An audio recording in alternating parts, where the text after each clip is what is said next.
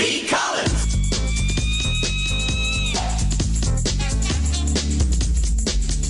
Peter B. Collins, news and comments. It's Thursday, August 20th, 2020. This is a day that Donald Trump's going to remember, and it's more than a bad hair day. It is now complete that each of the three people who ran his presidential campaign in 2016 have been charged with criminal behavior. You know Paul Manafort. He's in prison for tax fraud. They claim it's related to Russiagate, but he wasn't convicted for that. There was Corey Lewandowski, the first clown who ran Trump's campaign, and he was charged, but the charges were dropped for roughing up a reporter at one of Trump's mob rallies. But I have to say I didn't see this one coming. And I woke up this morning to the news that Steve Bannon, who was the actually co-chair with Kellyanne Conway of the final phase of the Trump 2016 campaign, he was arrested as he was lounging on the mega yacht of a Chinese billionaire on the coast of Connecticut. Now, they've ruined his summer vacation, and he is being charged with scamming a nonprofit that he helped set up to receive the money from the crowdfunding campaign called We Build the Wall. Now, that wasn't originally Bannon's idea. It was a wounded veteran, Brian Kolfage, an Air Force member, I don't know if he was an officer, who dreamed this up.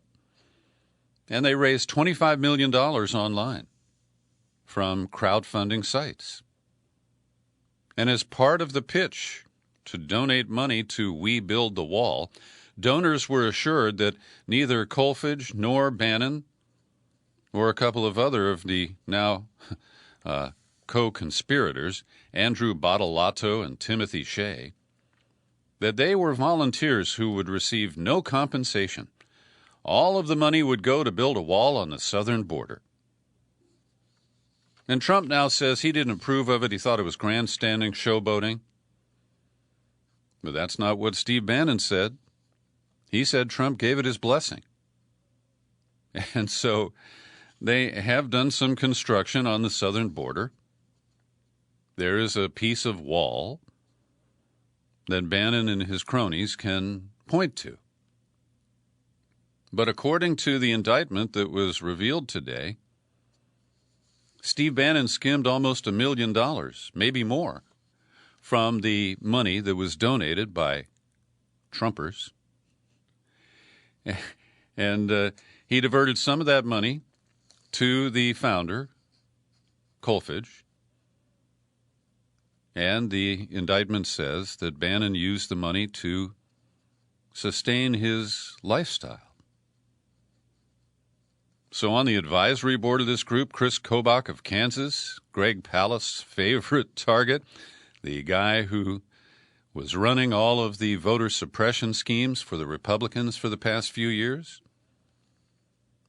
Then there's Eric Prince, former Congressman Tom Tancredo, and Tancredo hasn't uttered a peep, but an attorney for Eric Prince said he had nothing to do with the conduct alleged in today's indictment. Trump also says he didn't get a cut. He wants a piece of TikTok, but he wasn't going to interfere or dip his hands into this little trough of money. And of course, there is no indication that anyone from Mexico donated to this privately funded section of the wall, so that Trump could claim that Mexico paid for it. Don Jr., at a symposium hosted by this group in New Mexico in 2019, praised the organization as private enterprise at its finest. So this is deeply embarrassing to the president, to his cronies, and this goes back to December of 2018. Kolfage set up a GoFundMe account $17 million was raised in the first week.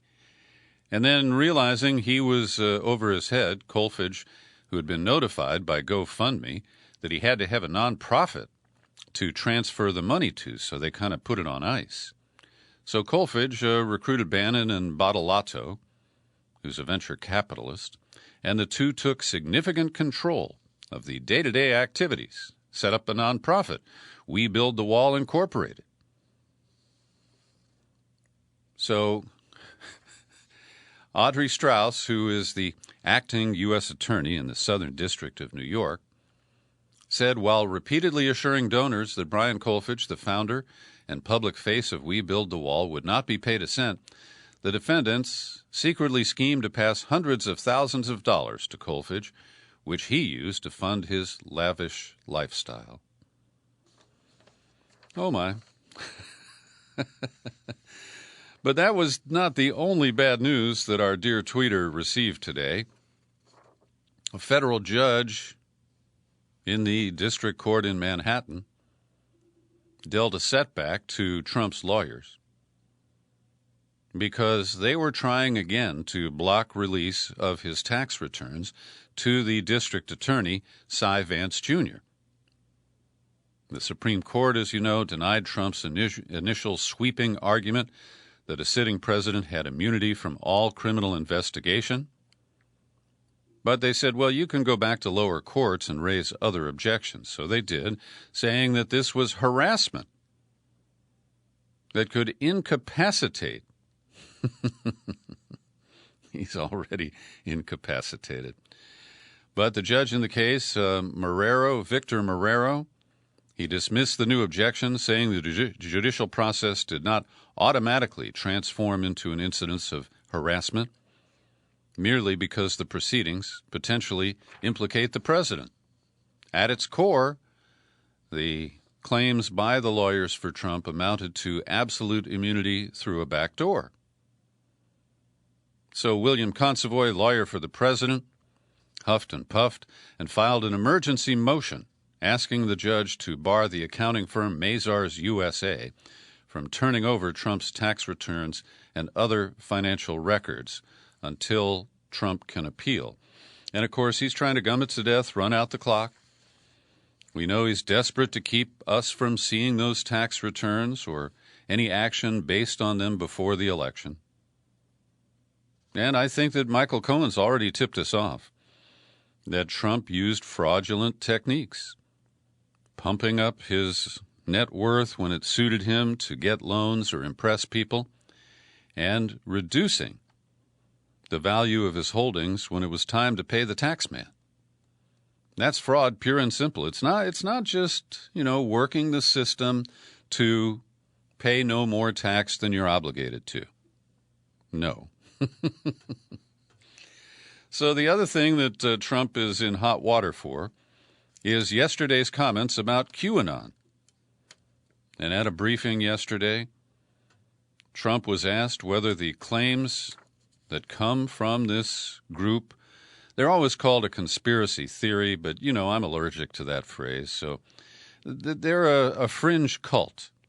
They have a lot of online followers, mostly Trump supporters who believe that he's kind of a messiah who has come to break up the pedophile ring and the, what do they eat, monkey brains or something? I mean, the charges are bizarre. But that doesn't stop Trump, because he will take love from anywhere that it's offered. So when a reporter outlined the claims of the murky group that you, Trump, are secretly saving the world from this satanic cult of pedophiles and cannibals, Trump's response, I don't know much about the movement. I understand they like me very much, which I appreciate. I heard these are people that love our country. The reporter pressed on, QAnon believes you're secretly saving the world from this cult of pedophiles and cannibals. Are you behind that? Trump, I haven't heard that. Is that supposed to be a bad thing or a good thing? If I can help save the world from problems, I'm willing to do it. I'm willing to put myself and my hair out there. I added the hair. And we're saving the world. course, he says he's saving the world from dangerous leftist, socialist, commie, pinko, Biden. So Jeb Bush, who's kept pretty quiet since Trump dismissed him in 2016, said, "Why in the world would the president not kick QAnon supporters' butts? Nut jobs, racists, haters have no place in either party." But Trump is unbowed. In addition to his praise about a week ago of Marjorie Taylor Greene, the Georgia candidate who won a primary for Congress and will be a shoo-in for the Republican district in November, Trump is now praising a woman named Laura Loomer. And Loomer is quite notorious. She is a self-described Islamophobe. She won the GOP nomination in a Florida primary. She's not expected to win the general. But she's been banned from Twitter, Facebook, other platforms for hate speech, anti-Muslim comments, and disseminating misinformation. She's called Islam a cancer. And Trump's response, "Great going, Laura. You have a great chance against a Pelosi puppet." But just to show you that this kind of weird deflection is not proprietary to Trump. Last night on the PBS NewsHour, Doug Jones, the almost Democrat who is holding on by his fingernails to Jeff Sessions' old Senate seat in Alabama, well, he was talking to Judy Woodruff. And Judy asked him about whether AOC and the progressive left of the Democratic Party is a problem for him in a conservative state like Alabama. And so he reached for QAnon. And essentially he equated QAnon with the Democratic left, pausing only to praise almost Democrat Joe Manchin from West Virginia in the process. Yes, we live in very strange times, friends. I want to once again praise the work of reporter Alan McLeod at Minpress News. He got a hold of some really disturbing documents under the Freedom of Information Act that expose what's going on inside the Immigration of Centers of America facility in Farmville, Virginia, where currently almost everybody has tested positive for COVID-19. But the abuse of inmates goes back. 2015, one detainee was pepper sprayed in the face while in full restraints. He was then stripped naked, shackled from ankles and wrists, and pepper sprayed again, then left tied to a bed for 2 days. And when he complained, the prison attempted to argue that he'd been a threat to staff because he was unresponsive to their commands after being sprayed, despite the fact that he was lying prone in a padded cell in full restraints. Even the ICE disciplinary team found that this was in violation of several standards. Another incident of liberal use of pepper spray 2 years later was highlighted in these documents. The guards pepper sprayed a crowd of detainees, later claiming that they had been defying orders. But the video evidence shows the opposite. As ICE noted in its review, all detainees appeared to be complying with verbal commands and returning to their bunks.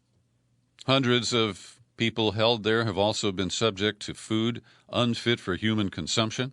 In 2015, some complained after finding a number of white worms in their food.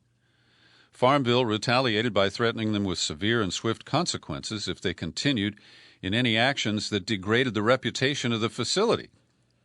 I mean, they can't go on Yelp.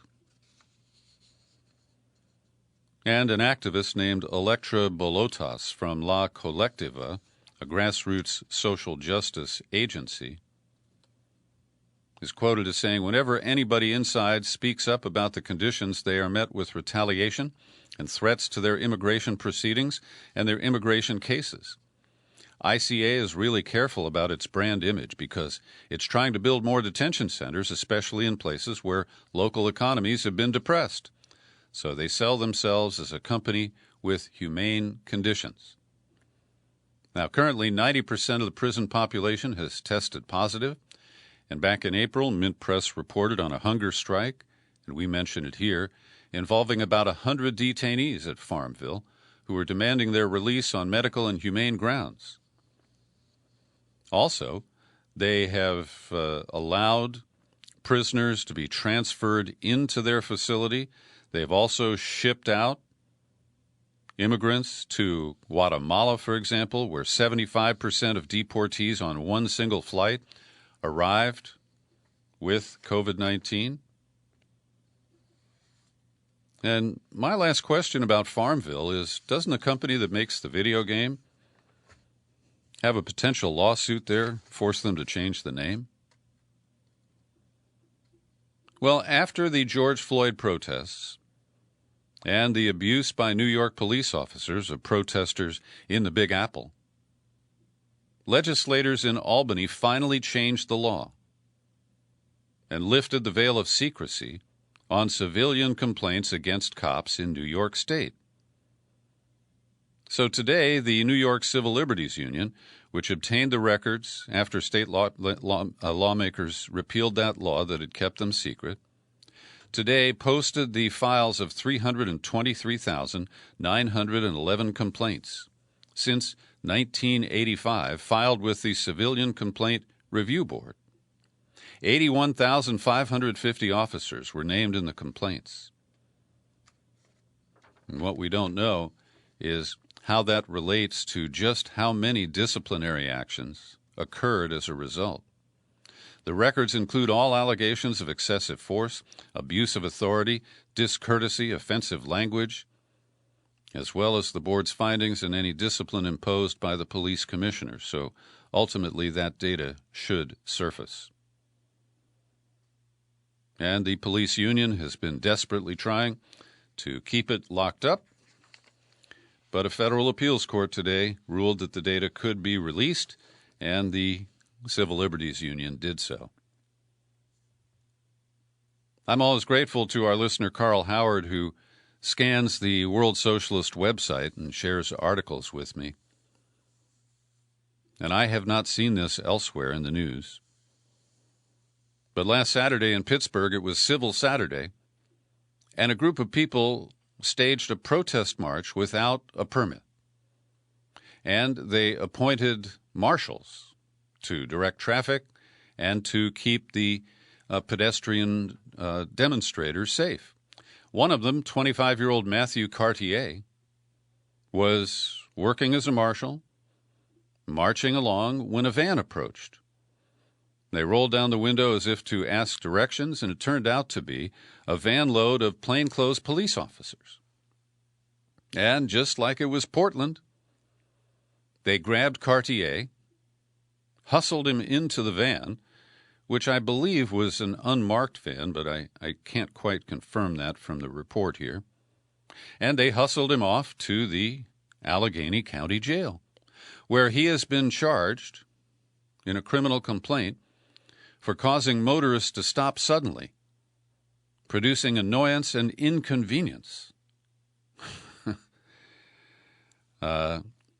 Cartier, in a Twitter thread, explained, "When I approached the van to provide directions, the passenger grabbed me. Multiple other men sprang out of the back of the van, heavily armed, to arrest me. I was driven to the busway where officers searched me and then took me to jail." And the mayor, Bill Peduto, blamed Cartier for being kidnapped, writing on Twitter after video began to circulate that constitutional rights have restrictions. Oh, yeah? So that's the scene in Pittsburgh. Now to Portland, where last night the target was the building where ICE is housed. It's not the same as the courthouse. And it produced the sighting of the federal Trump stormtroopers for the first time since last month. Protesters and the federal officers clashed for the first time after crowds gathered at the Immigration and Customs Enforcement Office in South Portland. This was the 84th night of protests, and police declared it a riot at 11 p.m. As we've covered, I think that the police are a little bit too quick in Portland to declare a riot, but allows them to access the loophole that lets them use tear gas. And so they did. The damage is described as taggers, spray painting, graffiti on the ICE building. Several windows were broken. The police response developed a pattern as federal officers came out of the building, pushed protesters into the street, where Portland police arrived and directed the crowd back to a nearby park. And get this, last Saturday, there was a pro-police protest in downtown Portland. And after shots were fired from the driver's side window of a blue sedan, the police examined video evidence, and they have arrested 27-year-old Skylar Jernigan of Milwaukee, Oregon. He's been booked on 2 counts of unlawful use of a weapon, menacing, recklessly endangering another person, and discharging a firearm. Police say they served a search warrant and seized a firearm that they believe was used in that incident. It happened after the Saturday afternoon rally outside the Justice Center to support police that was organized by some local right-wing activists. Protesters said on social media people threw a pipe bomb at them after the shooting. Now, it's not clear from this article in the Oregonian if those protesters were the pro-police or the counter-demonstrators. It's described that about 30 of each showed up for the rally and target practice. Hey, and get this, some good news out of Portland and across the great state of Oregon. The legislature announced, I think with short notice, that people who earn less than $50,000 a year and meet a few other criteria are entitled to a one-time check of $500. And they're using banks and credit unions to pass the money out. And so a lot of struggling people lined up. The lawmakers have used $35 million in federal coronavirus relief money to fund the one-time $500 payments. The program was announced on Wednesday and put into effect today. So I think that's really good. More states should be doing that, given that we have a gridlock situation in Washington, D.C. And here's some overdue payments. $600 million has been allocated by the state of Michigan to those who suffered harm from consuming or bathing in the poisoned water in the city of Flint, which is predominantly black. And the negligence here is breathtaking, because Rick Snyder, the former Republican governor who presided over this mess, had installed one of these, temporary city managers. They declared a fiscal emergency and that Flint was unable to manage its own affairs. And by the way, this was based on a state law that had been repealed by voters and then was reenacted by the Republican-controlled legislature and signed by Rick Snyder, who I will point out is still at large, but he is still subject to lawsuits over his negligence and callousness.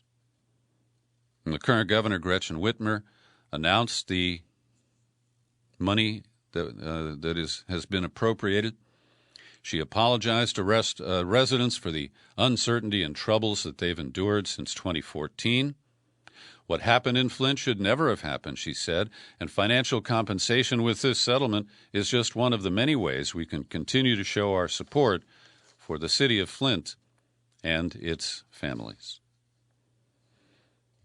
Well, last night, the third of 4 nights of the Democratic Ghost Convention, was arguably the best episode so far.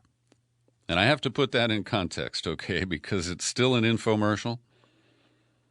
It's highly partisan. It's carefully scripted. And there is so much that is omitted that the presentations, either by average people or by politicians, trigger my bullshit meter repeatedly. And so, for example, they responded to one of my critiques by actually talking about some issues. They had a section about climate change, which defined the problem without saying anything too particular about what Joe Biden and Kamala Harris will do to address climate change. There was a moving section on gun violence where the recovering former Congresswoman Gabby Giffords gave the longest speech that she's been able to deliver since she was shot and seriously wounded years ago. And there was a moving section about immigration that focused on dreamers. And, of course, it didn't mention that Barack Obama deported more immigrants than Trump has, at least to date. So the elliptical nature of it, the selective presentation of facts, remains a problem for political conventions, and we're going to see it in spades coming from the Republicans next week. That said, I appreciate that the presentations about issues were aimed at the people watching, the voters, not just slamming us with puffery about Joe Biden and his tragic losses during his lifetime. And Barack Obama, for the first time since he became an ex-president, really lowered the boom on Donald Trump. We'll get to his remarks in a moment. Elizabeth Warren gave a pretty good short speech where she enumerated the problems that working families and average people, the middle class in this country, are dealing with. But when she praised Joe Biden for his work on bankruptcy issues, I just about screamed. The biggest point of contention historically between Biden and Warren has been Biden co-authoring, he now claims he wasn't an author, he just voted for it, the bankruptcy reforms back in about 2005. And Warren has scored big points against Biden for her criticism of his support and his obeisance to the bankers of Delaware. The big credit card company MBNA, one of his biggest funders. And so to see her go hypocritical and put the partisan interest in what she believes is the higher goal of getting rid of Trump, well, she really damaged her credibility. Then late last night, I caught up with Stephen Colbert's Late Show from Tuesday, where Elizabeth Warren was a guest via Zoom. And I give Colbert credit. He, for a comedian, he has done some pretty good interviews. So he's schmoozing with her and everything's nice, and then Colbert serves up a curveball. And he says to Senator Warren, Wall Street is afraid of you, but they're okay with Joe Biden. And so he said to Warren, are you okay with Wall Street being okay with Joe Biden? And she ducked the question by saying, Wall Street hates me? And then Colbert didn't let up. He said, I think there's a technical problem here. She can't hear me. And she just laughed and said, well, there are 75 days to the election. So I do understand that we don't expect truth, only truthiness from political conventions. And, reliably, we saw Nancy Pelosi. It became ladies' night in the setup for Kamala Harris's acceptance speech as the Veep nominee. And Pelosi was talking about how many women are in the House now as compared to when she arrived there. And she deserves credit for that. And then Hillary Clinton came in and really, I think many of the women who were watching still are in love with her and in denial about her defects. She, of course, referenced foreign interference in 2016 because she can't take the blame for being a weak candidate who won the popular vote but lost the Electoral College. And then Obama spoke. And I have such mixed feelings because when you compare him to his successor, it causes you to say, well, look, even if I disagree with the drone bombings and with the failure to, deal with the racial issues of Ferguson during his presidency and the deportations, and the other issues that I frequently enumerate in criticism of Barack Obama. Here's a guy who doesn't shit tweet at people. He's dignified. He can speak in complete sentences without using silly words like disaster.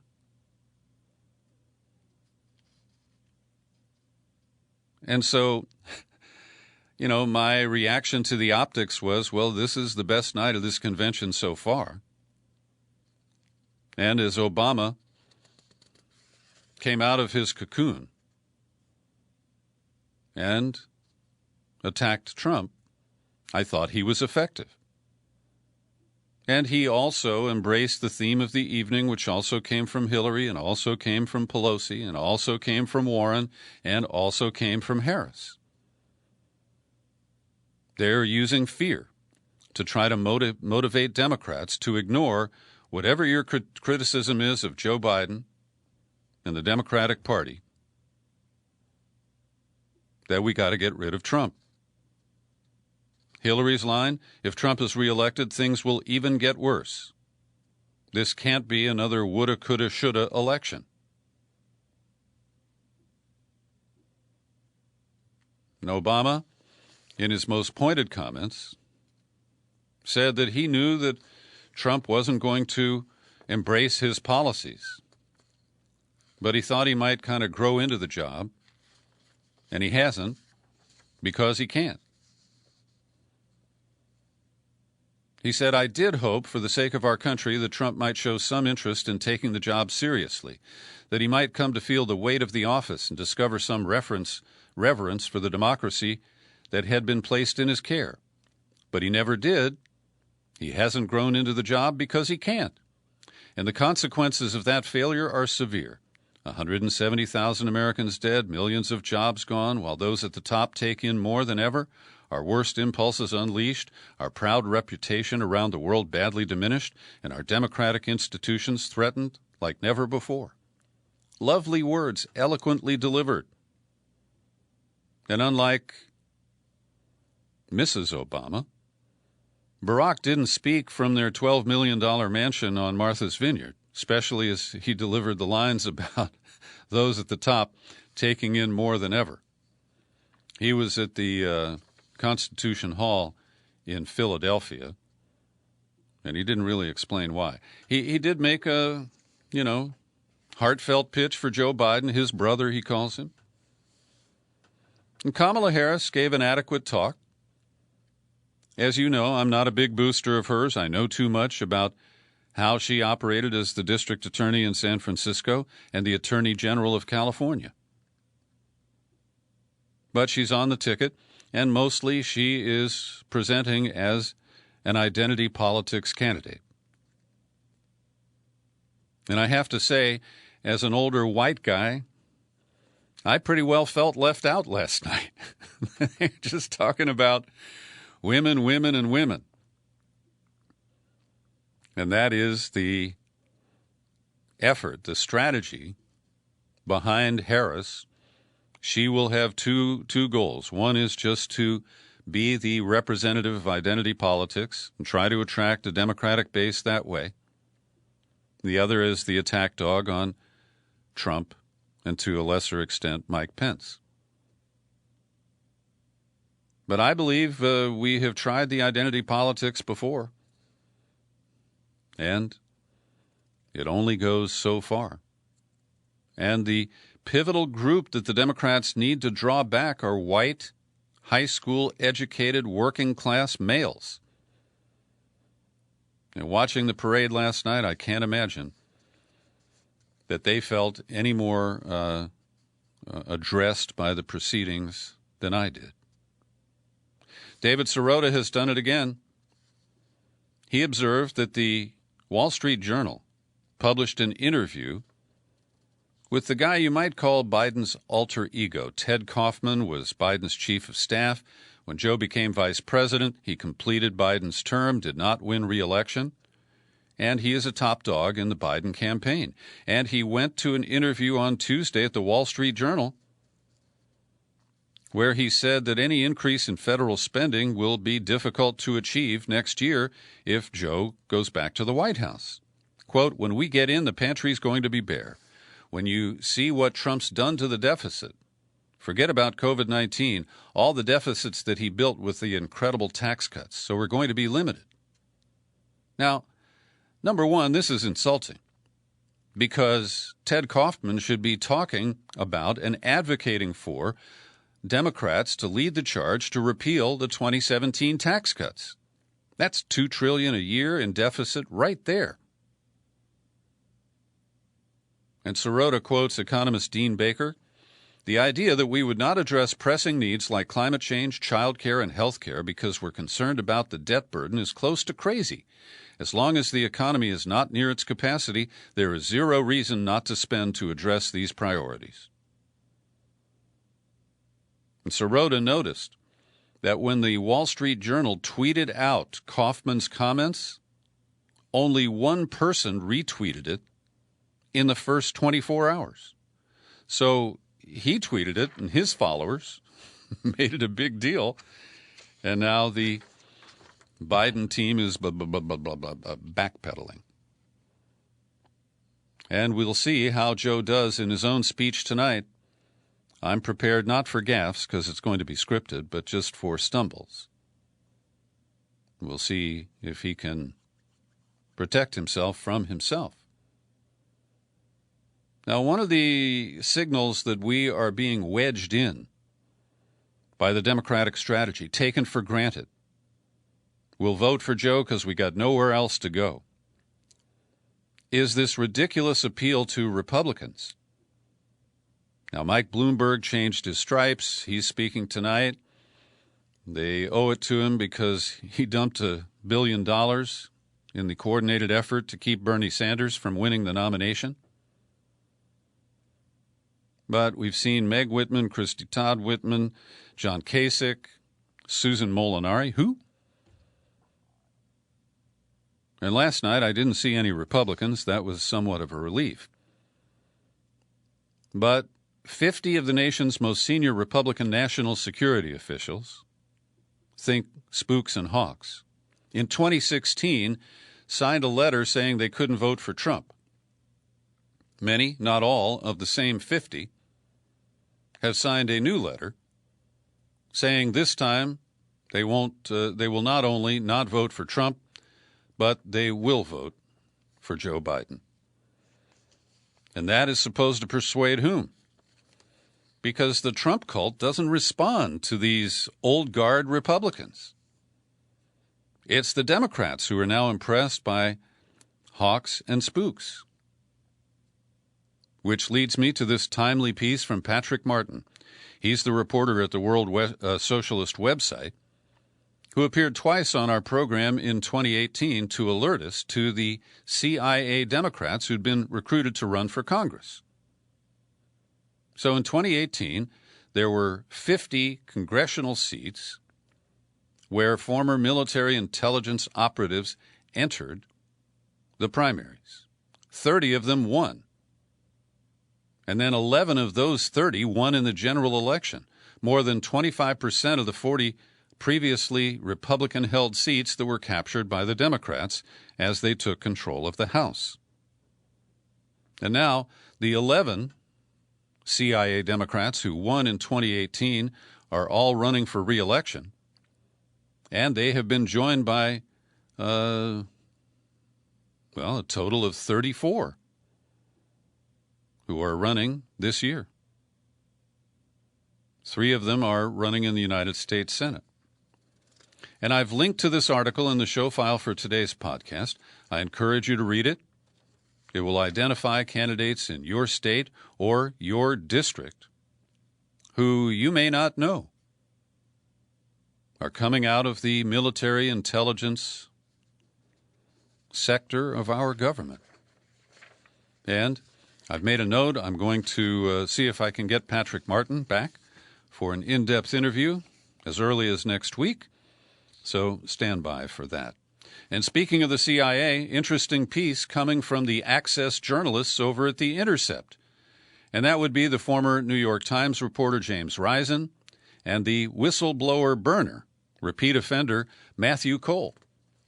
And showing how they have traded, in Cole's case, the scalps of whistleblowers from John Kiriakou to Joe Hickman to Reality Winner.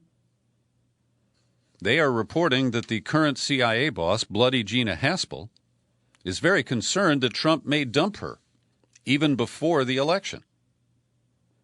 And because few Democrats support her, one of the, valuable things that Kamala Harris has done in the Senate was to strongly oppose the confirmation of Gina Haspel as CIA director when she was appointed to replace Mike Pompeo. So we're told by the Access journalists here that key Republicans have intervened with the president, telling him not to fire Gina Haspel, FBI Director Wray, or Secretary of Defense Mark Esper, at least until November. Every day I pause for a second to thank the people who support my work here at the Peter B. Collins Podcast with your subscriptions. There's Benny Alto on the Oregon coast. Hope you're not having any fires there right now, Benny. Jim Garrison, Cliff Johnson, and Carl Howard, the aforementioned, in Columbus, Ohio. I'm grateful for their support, and if I can win yours, all you got to do is stop by peterbcollins.com/sign-up and follow the instructions to set up a PayPal subscription, or you can just send a check to my P.O. box, which is listed on the page there. So we're still quite confused about the new Postmaster General, Trump donor Louis DeJoy. Will he really put on hold all of the cost-cutting measures that appear to be slowing down mail delivery, at least until the election? He said that. But on further examination, Nancy Pelosi said she talked to him on the phone yesterday, and it doesn't seem like he's going to reinstall any of those sorting machines. He said he will restore overtime and that he won't. So it is confusing. But Shelley Pingree, who's a pretty good congresswoman from Maine, and I've talked to her several times over the years, she is investigating the death of 4,800 chicks. Yes, these are, young chickens, not female humans. But several shipments that typically go through the mail with only 2 or 3 chicks dying in transit. Because of delays in recent weeks, almost 5,000 chicks shipped to Maine farmers have been dead on arrival. So we really don't know the intentions of Louis DeJoy. According to today's Washington Post, he has pulled back on those measures and won't impose them until after the election. They explain that these sorting machines, 671 of them that have been ordered decommissioned, well, they said this has been going on for a while because the amount of first-class mail keeps declining. And according to data provided by the Postal Workers Union, 618 of the 671 machines were to be disconnected by August 1st. And Pelosi said that DeJoy had frankly admitted he has no intention of replacing the sorting machines, the blue mailboxes, and the other key mail infrastructure that have been removed. So I believe he is still scheduled for a virtual Senate hearing tomorrow and a hearing before the House Oversight Committee on Monday. We'll see if we can get a clearer picture. And speaking of voting by mail, I didn't actually, but now I am. Trump has sued in Pennsylvania, lawyers for the president have, to try to block the expansion of mail-in ballots and in particular the use of designated drop boxes, because Trump believes that people in the thick of the night can just load those boxes with fraudulent mail-in ballots. Well, a federal court ordered Trump's lawyers to prove their claims. So in a partially redacted 524-page pleading that was submitted to the court, this report indicates that they came up with 0 cases of voter fraud using mail-in ballots. Oh, they referenced a few other stray cases of people voting illegally. They didn't have the heart to mention North Carolina District 10, where the most recent case of harvesting of mail-in ballots occurred as Republican operatives were paid to control the submission of mail-in ballots, and we think that they culled the ones that weren't likely Republican votes. They may even have looked at the ballots. So the pleading contains no new evidence of fraud beyond what local news outlets have previously reported. There is no argument to support it. New York State is expanding access to mail-in ballots. Governor Cuomo signed a bill today allowing voters to request an absentee ballot if they can't show up at a polling location because of the risk of contracting or spreading an illness. So this eases the barrier in New York State, and I welcome that. Of course, we hear these claims. This is, I'm reading verbatim from the New York Times. While all voters will receive absentee ballots in at least 9 states, including New Jersey, California, New York's system will be different. Voters will have to request mail-in ballots, either online, by phone, in person, or by mail. Well, they've got it wrong about California. I don't know about New Jersey. But they are sending out applications. I got one. I sent it back. I'll be receiving an absentee ballot, a mail-in ballot. I consider them identical. Trump has some distinction between the two. And so also I want to mention that in California, the current regulation is that your ballot counts if it is received within 17 days after Election Day. So that would allow for a slowdown in postal deliveries. As you may know, California is on fire. Lightning strikes over the past weekend, 2 nights, Sunday morning and Monday morning, caused at least 367 new wildfires. There were 11,000 lightning strikes. And one of the counties that has been hardest hit is Sonoma County. It's immediately north of me. Wildfires hit there in 2017 and 2018. The community of Santa Rosa, certain parts of it were just wiped out. Then the Russian River flooded, followed by the Kincaid fire last year. And now fires are back burning out of control in Sonoma County, and we simply don't have the resources to fight them all at once. So many people are being evacuated. Many homes have been lost. We don't have an adequate count at this point. And I expect this to continue for some time. And one of the most dramatic scenes yesterday was east of me here, about 45 miles, the town of Vacaville, which is home to 2 state prisons. Interstate 80 is 8 lanes wide there. And the fire jumped across the freeway and continued to burn in both directions. Uber and Lyft are threatening as soon as midnight tonight to suspend their services throughout California.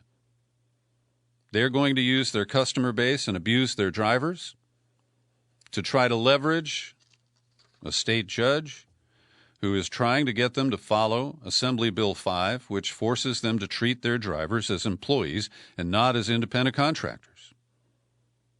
The minimum wage applies, unemployment benefits, sick leave. And, of course, they're blaming it on the court. The spokesperson for Lyft said, "This is not something we wanted to do. We know millions of Californians depend on Lyft for daily essential trips. We're going to keep up the fight for a benefits model that works for all drivers and our riders." That's bullshit. They want to continue to exploit their drivers. And they claim that they're technology companies, not taxi services. And as I've repeatedly argued, they are using drivers until they have robotic cars. And then they're going to jettison those drivers faster than Who Shot Bob.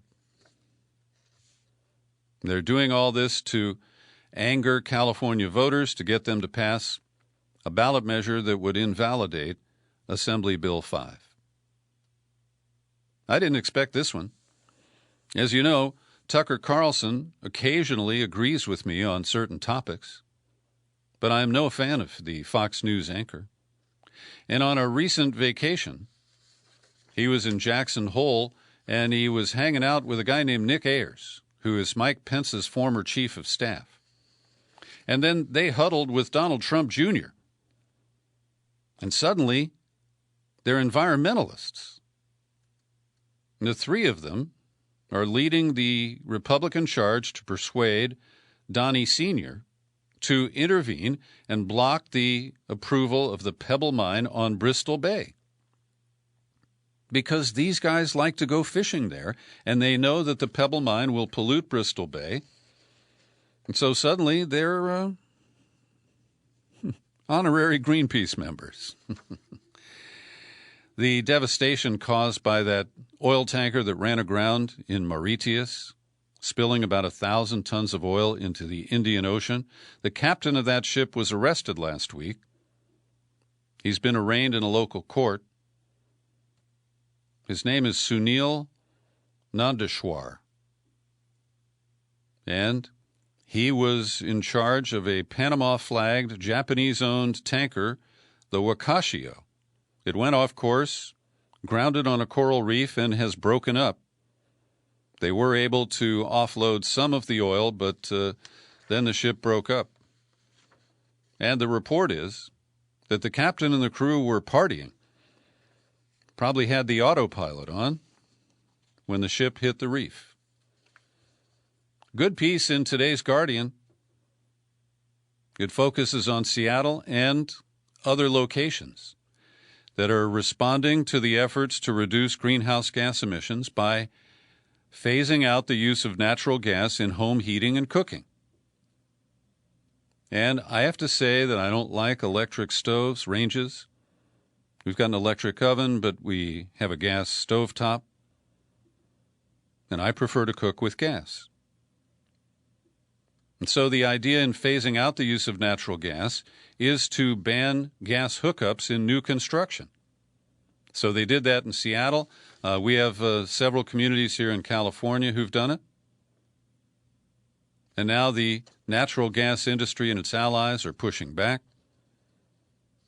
They've conducted a nationwide blitz, aligning with unions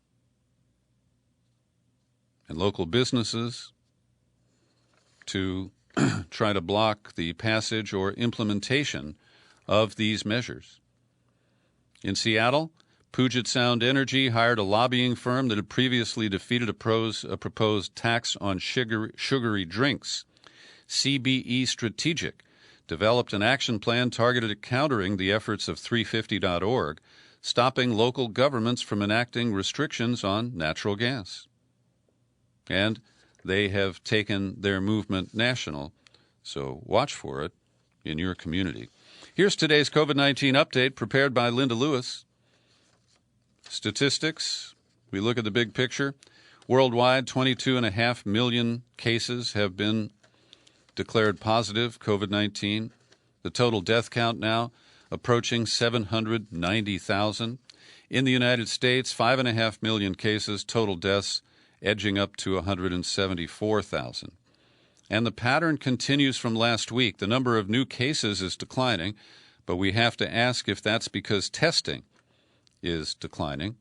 43,000 new cases determined yesterday, with 1,295 deaths.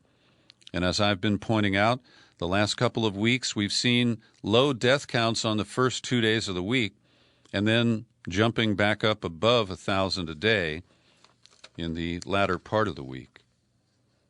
And here's Linda's update, first from the New York Times. Earlier this summer, Trump administration officials hailed a new strategy for testing called pooled testing.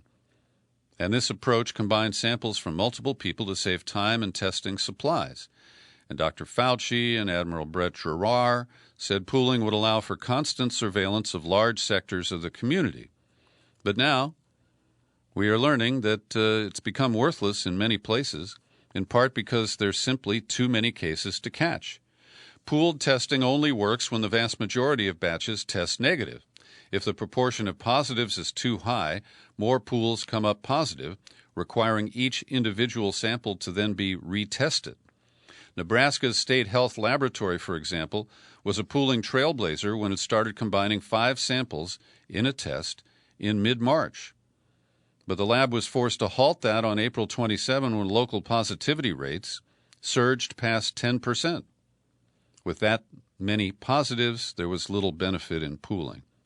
Even in places where positivity rates are low, pooling isn't always the best testing option. Under the wrong circumstances, it can actually exacerbate lab supply shortages and testing delays. Pooling can also be tough on the lab techs, many of whom have been working grueling hours for months on end. Though simple in theory, batching samples is tedious and time-consuming. When applied to existing social groups, pooling can help with contact tracing. As children return to schools, for instance, entire classrooms can be tested together, and any pools that come up positive can prompt immediate isolation for everyone in that group. We go down under for this report from The Guardian. Richard Dennis, chief economist at the Australia Institute, writes in The Guardian that neoliberalism is spreading coronavirus in Australia faster than any reckless teenager ever could. He argues that for decades, advocates of outsourcing and privatization of public services have boasted of the cost savings. And today, we are counting the cost, he says. We will be counting it for years to come. When you don't care about the future, cost cutting is easy. If you stop getting your car serviced, insuring your house, and going to the dentist, you can save thousands of dollars. But contrary to decades of neoliberal rhetoric, there's a big difference between saving money and increasing efficiency. And these are lessons that apply here in the United States, where we have hollowed out our healthcare capacity in pursuit of profits. And this item from Stat News under the byline of Lev Facher. If Biden is elected in November, he's made clear his first moments in office would mark a dramatic shift in the nation's approach to COVID-19. But the article fails to draw many distinctions between Biden's plan and Trump's actions. Instead, it appears to follow an old crisis communication maxim: when you can't provide facts, describe the process to be used in fact-finding.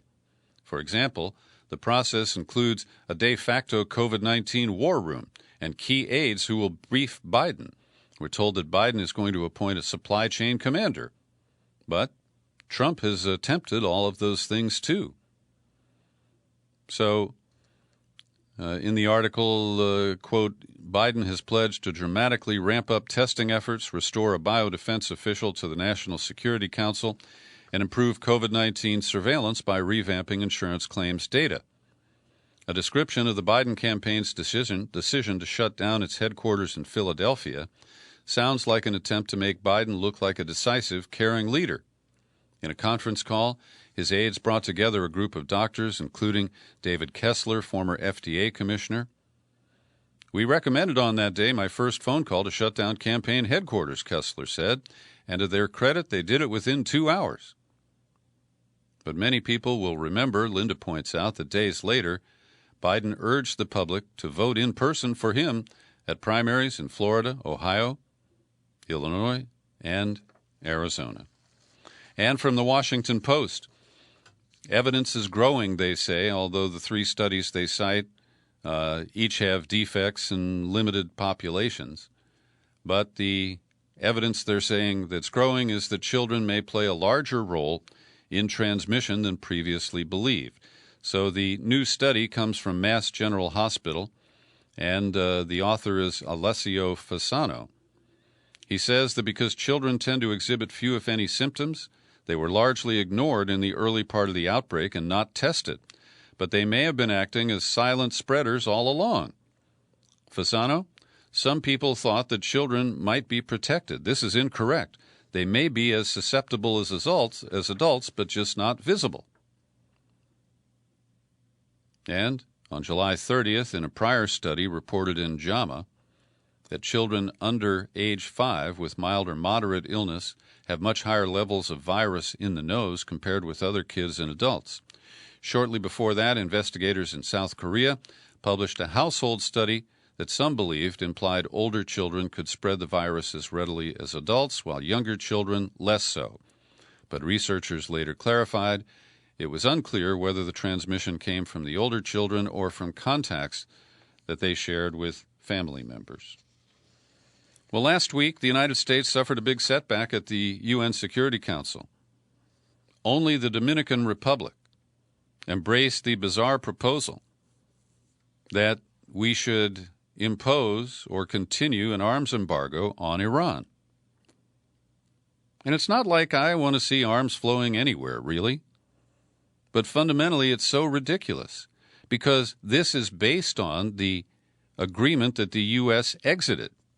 Donald Trump breached the 6-nation deal with Iran over its nuclear intentions.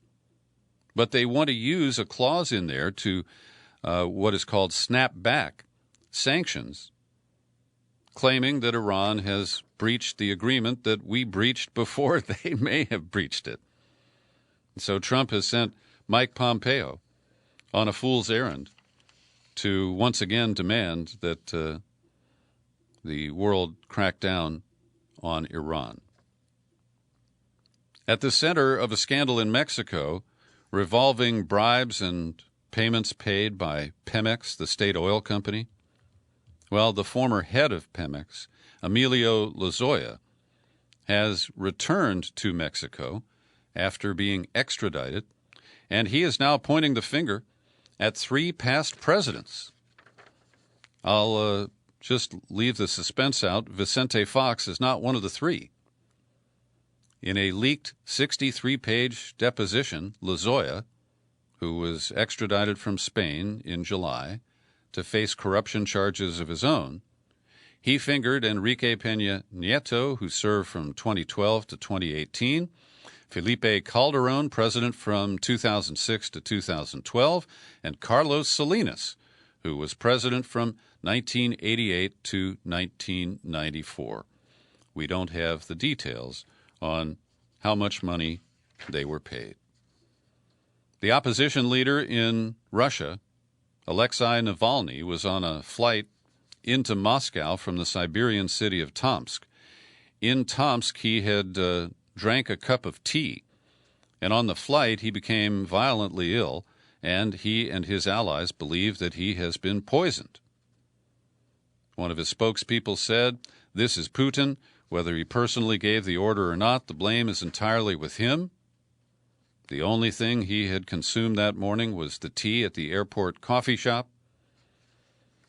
And we'll see if that is further investigated. Finally today, I want to recommend a great piece by my buddy Joe Laria, the editor-in-chief at Consortium News, because he takes a look at the current protests and uprising in Belarus. And he makes the case that it has some similarities to the revolution of the Maidan in Ukraine that ousted Viktor Yanukovych back in 2014. And people like me widely believe that the U.S. was behind that regime change operation. And so